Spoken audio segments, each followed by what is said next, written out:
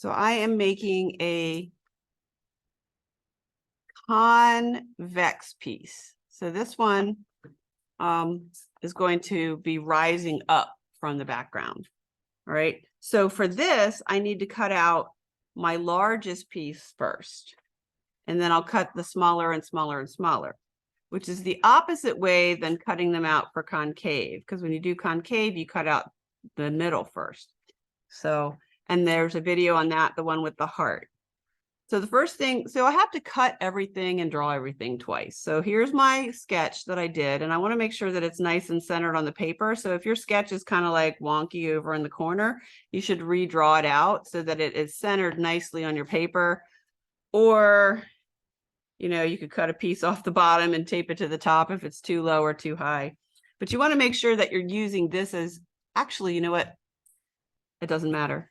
Not for this, because this is the convex. If you're doing concave, it matters more that you keep your piece in the center, but for this, it does not.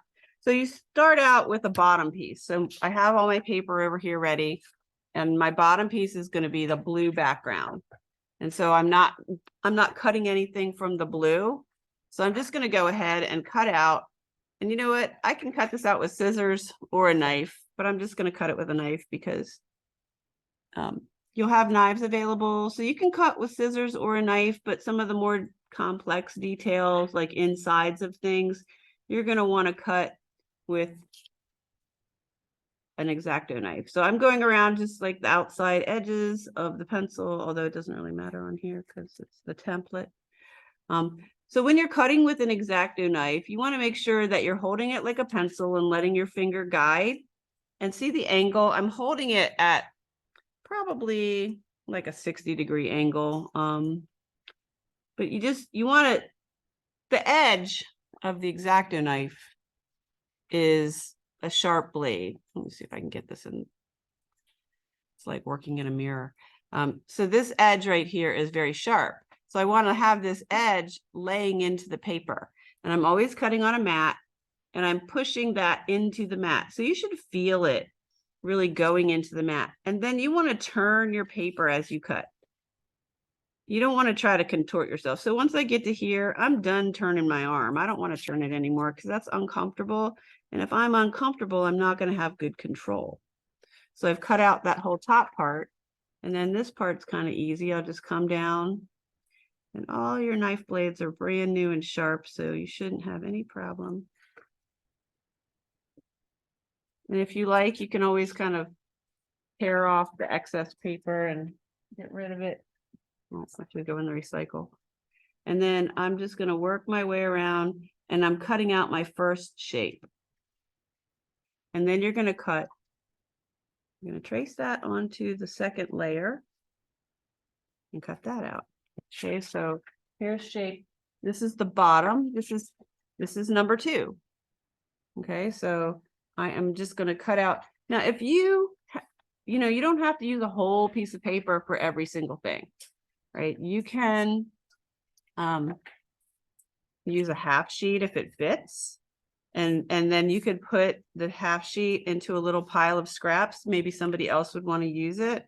So I'm just going to take this and set it on the side. Since I'm not layering up and making a hole, I don't need this whole thing. So I can just cut this off, and I can take this piece and put it in the small pieces pile that somebody else could use, because I don't need that. And then I'm just going to hold this down, and I'm going to trace it around the edges.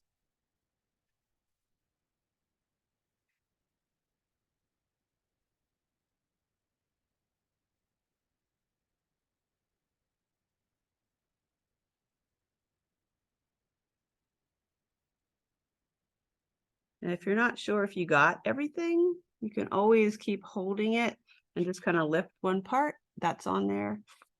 That's on there. Okay, I did. And then I'm going to cut this out. So everything I do, I have to do twice when I'm using my template, because I want to make sure that I'm cutting it out exactly how I drew it. Because if I just kind of randomly draw these flames on my colored paper, then it's not always going to line up the way that I want. I'm using that pattern. that I've created. And I want you to take your time to cut this out neatly. I'm just kind of going really quickly because you probably don't want to sit here till 8th period watching me cut. So, I'm just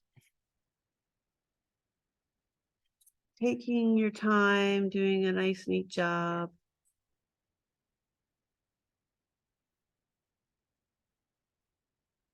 I'll cut this part while I'm upside down, I'll cut this section. So some of you have some really small parts on your drawings, and that's fine. It's going to take a little while. But if it's really tiny, like if you have things that are smaller than a 1/4 inch or a 1/2 inch, you might want to rethink what you're doing. Because one, the pieces of cardboard that you're going to cut to make a riser are already almost a 1/2 inch. They're like, the smallest piece that you could probably cut would be a 1/4. So it's going to be hard to make risers. It would be easier to cut it as a concave thing.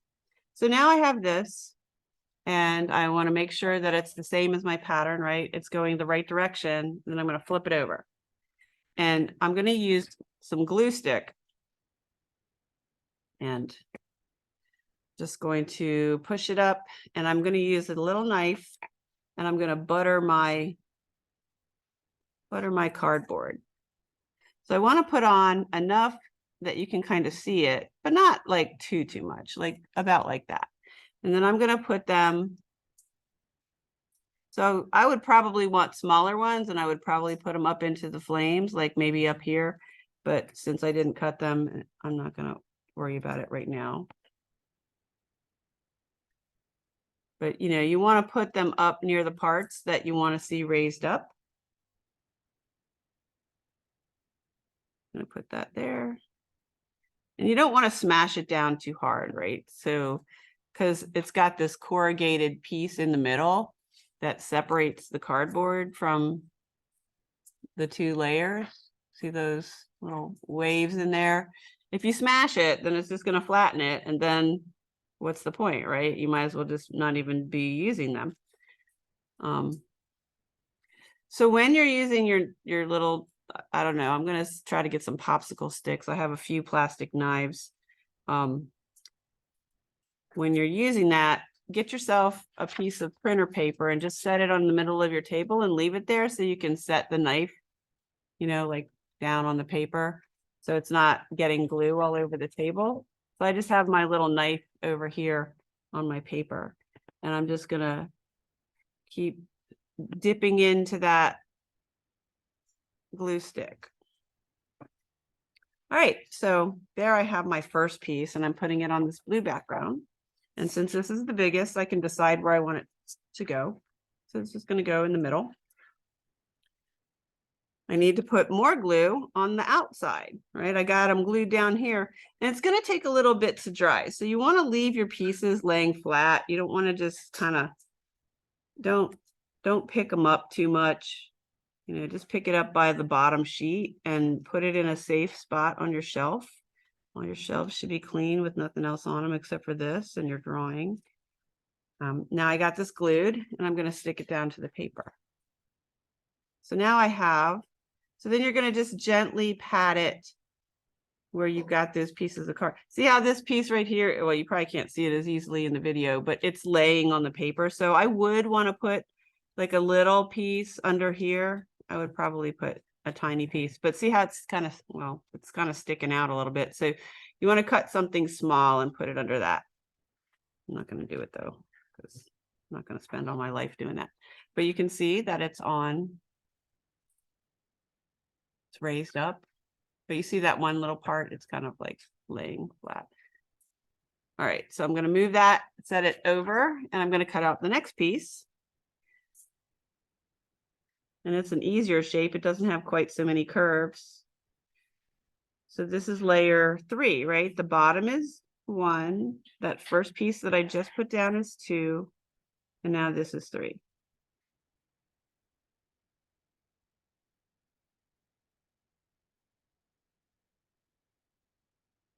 I hear music on someone's phone, which means that you're not listening to me, and you should be listening to me because I'm showing you how to do something. So you need to turn that music off and actually pay attention and listen. Can you turn off your music? Turn off your music. Okay, so now I have layer 2, and I'm gonna use this orange color. And again, it's very small, so I don't need a big, huge piece. So I'm just gonna cut a chunk off, right?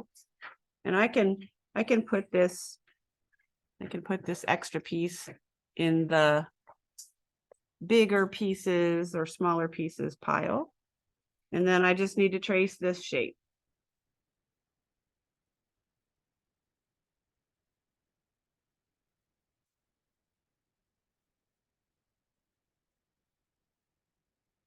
Oops, I slipped. So you got to kind of hold it down. Sometimes it helps to put a little piece of tape on there if it's really big and you got a lot of drawing to do. But I'm not going to worry about that. So then this is pretty simple. I'm gonna curve around, and I'm really moving my paper when I'm cutting curves. Some of you learned that when you were cutting out notans and stencils. But you wanna move the paper and keep the knife in a relatively consistent position. But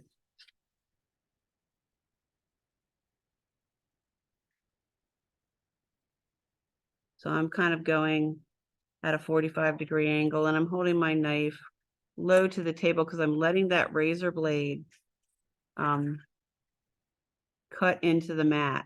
So you should put enough pressure that it's cutting into the mat, and you should definitely always be using a mat to cut. I think I missed a spot. Yep, right here.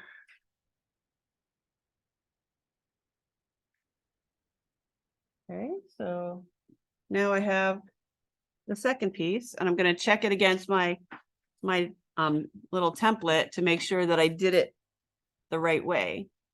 Okay, so that's the correct facing way, and I'm going to just flip it over to stick the cardboard on. So I'm buttering my little pieces of cardboard like little tiny pieces of toast. And you want to put, the lid on the glue stick when you're not using it. Make sure that you're not leaving them laying around without a lid, because then it all dries up and then it's no good.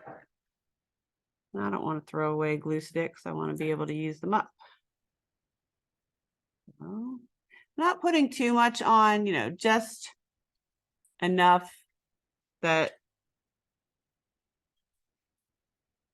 it sticks down. If it's too thin, then it's not going to stick. But it takes a little bit of time to dry. You want to make sure that you give it some dry time. Of course, it'll be ready the next day. Now I have to butter the tops. Okay, I have them stuck down to my cutout, but now I need to put a little bit on to the cardboard. That's a little bit too much. If you put too much on, then it kind of starts to pucker your paper. You'll see what I mean, because it kind of is doing it a little bit to this. All right, now I'm gonna take this, and I'm gonna put that in its proper place. And I'm just gonna gently tap, kind of press my hand lightly. I'm not smashing, just want to make sure that it's on there. Now you can see that it's raised up and it looks pretty cool. I'm just going to do one more.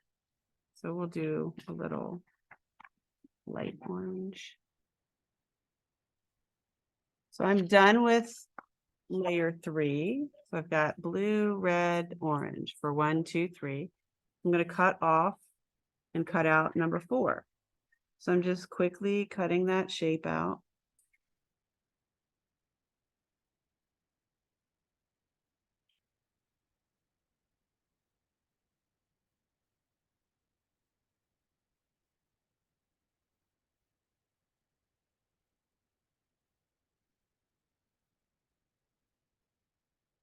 And this is a really small piece. So if I have something this small, I might go look and see if somebody put away a piece, right? Because I don't need this whole sheet. I'm just going to cut a small chunk. And then I'll put that over for someone else to use. And maybe somebody else already left a small half sheet or quarter sheet that I could use and I wouldn't have to start a new one. So let's be mindful of the materials and use a smaller piece from the scrap pile if we're doing a small piece. Of course, somebody's going to start out with a full sheet, but you know, after you use it, put it in the scrap pile. Right, so it's easier and easier to cut these little flames because they're getting smaller and smaller. And there's just a couple of curves on them. And so it takes less time to cut out.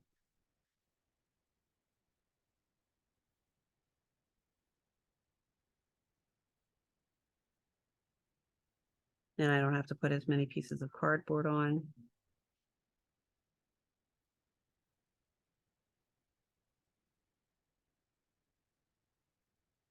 There I have piece number 1, 2, 3, 4. This is 4. I'm going to just check it, make sure that I have it the right way. I'm going to flip it over. I could probably get away with just putting 2 pieces on here. So butter the little cardboard. Put one up here. Maybe a larger piece down at the bottom. That's probably enough. A little bit of glue on that. This is kind of starting to get gunky because I've been leaving it open in between, or, you know, it's been open for a while. So now I'm ready to stick that down to the 3rd layer. And again, I just want to gently tap it so that it's smashed up against it, but I don't want to smash everything. But there I have it. I have one more layer to do. It's like a little drop there, but I'm not going to keep going. But that is how you create a convex piece. And you can see how it's risen up by the cardboard. So that's very nice. And you can make as many layers as you want, but you should have 6, right? So this is 1, 2, 3, 4. Well, I have 5. Okay, oops, I didn't do it right. So I can cut another little tiny piece and put it in the middle and get that right. But this was for demo purposes, so I did reduce it a little bit. And that's how you do it. I'm going to stop the video and I will post them